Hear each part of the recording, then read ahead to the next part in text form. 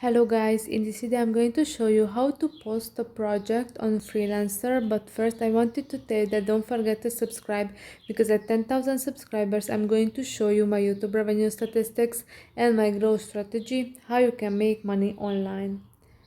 So in order to post a project, if you want to hire someone for a job, then you can do that if you click on that third icon at the bottom of the screen, and then you have to choose the as client icon, and you can open projects or post projects if you click on that post a project icon.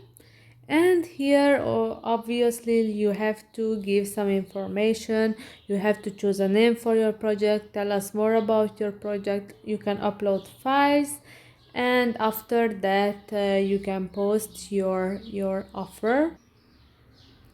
And if you go back, then you can see uh, different categories.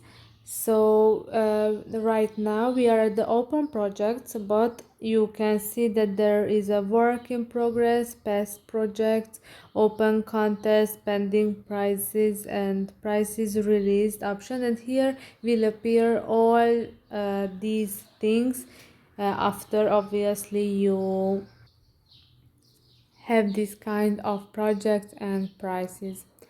So I hope this video was helpful for you. If it was, please consider subscribing and see you in the next one. Bye bye.